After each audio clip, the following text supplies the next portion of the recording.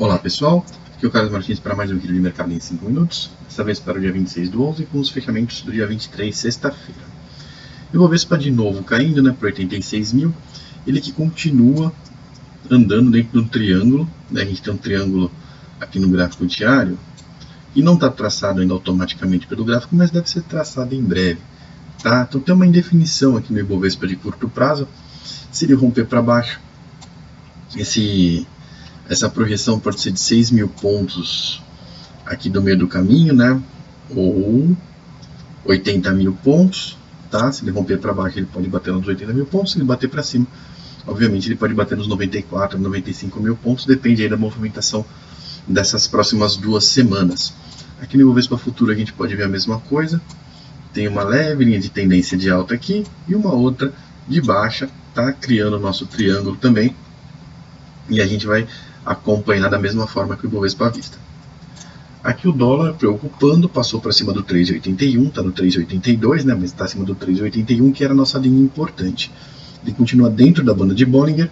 Se eles der uma escapada para fora da banda de Bollinger, para cima aqui, ele tem toda a pinta de poder subir rápido.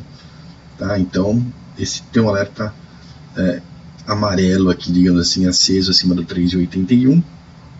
E também nessa semana a gente vai ter que ver o que ele vai fazer. Ele está inversamente ligado com o Ibovespa. Então, se o Ibovespa começar a andar para cima, é provável que o dólar perca força. Nesse momento a gente não está vendo muito ele cair, mas ele pode parar de subir e continuar aí nessa casa dos 3,70 e alguma coisa. Tá? Se o Ibovespa resolver escorregar e buscar lá os 80 mil pontos, o dólar pode dar uma subida aqui, ele pode voltar para a casa dos 4,10 no curto prazo. Vou falar agora dos papéis. A Petrobras vem se mantendo aqui na casa dos R$24.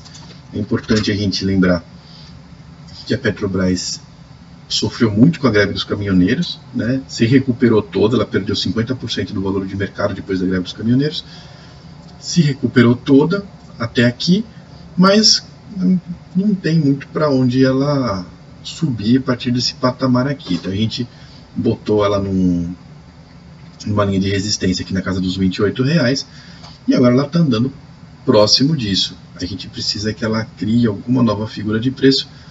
Ela está com toda a pinta de que também está triangulando aqui, A gente pode ver de alguns patamares diferentes que ela está triangulando.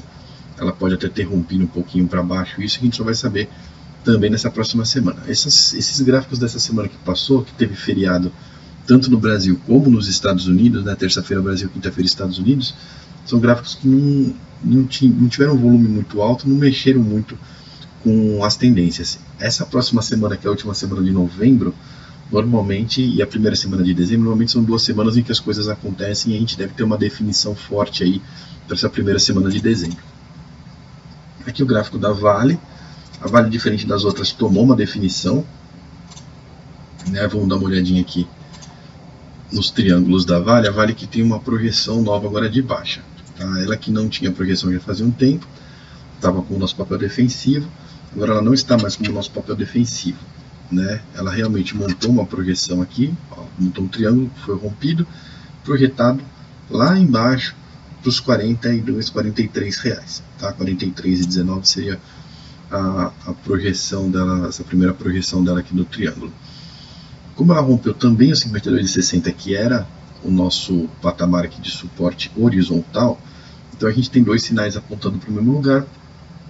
A única coisa que deixa essa projeção um pouco fraca é que ela rompeu um pouco antes da hora do triângulo. O triângulo seria mais forte se rompesse um pouco mais para frente aqui na casa dos 75% da figura. Ela não fez isso, ela rompeu aqui um pouco antes. Então a gente tem para a Vale 3 esse único viés aí que diminui um pouco a força da projeção de baixa, mas ela está agora com uma projeção de baixa ativa. 52,60 é a resistência para fazer um pullback. Aqui o Banco do Brasil que segue fazendo máxima, ele é um dos que está puxando o Ibovespa para continuar nesse patamar de preço, e agora nos 44,80 ele tem a projeção de vir até os 46,33. Se ele passar acima dos 46,33, ele pode ir até os 50,48.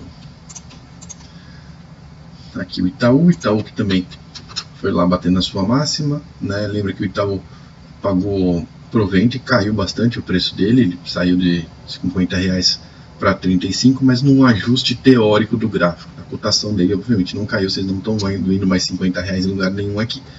Rolou um ajuste teórico do gráfico.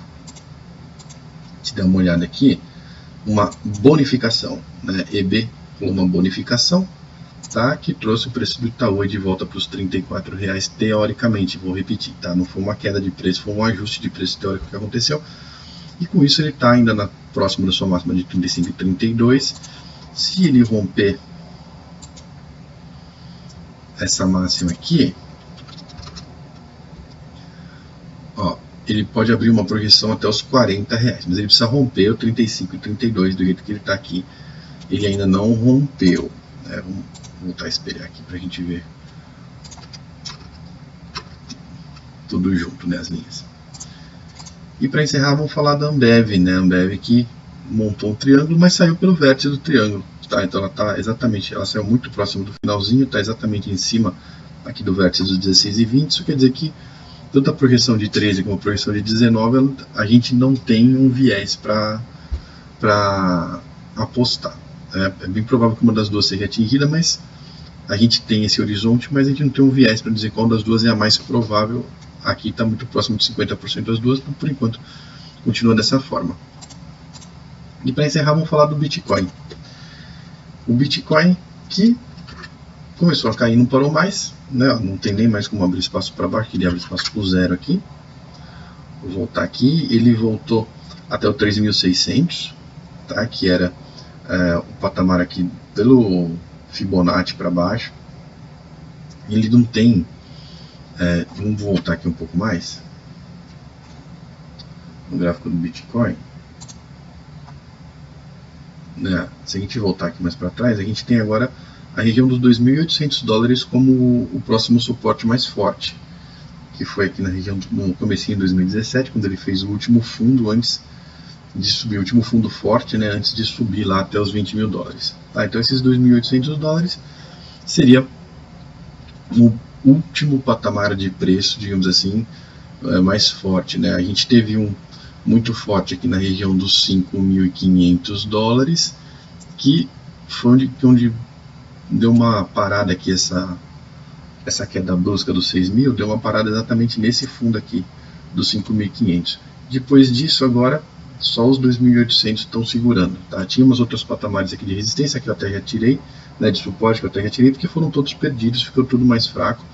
Então todas aquelas linhas que a gente estava olhando já foram aniquiladas, né, neutralizadas, tá? O Bitcoin agora, para subir, ele vai ter que fazer uma outra figura aqui. Por enquanto a única coisa que a gente tem para o Bitcoin é ele apontado para baixo, tá? E com as linhas de força entre 4.100, 3.600 e $2.800.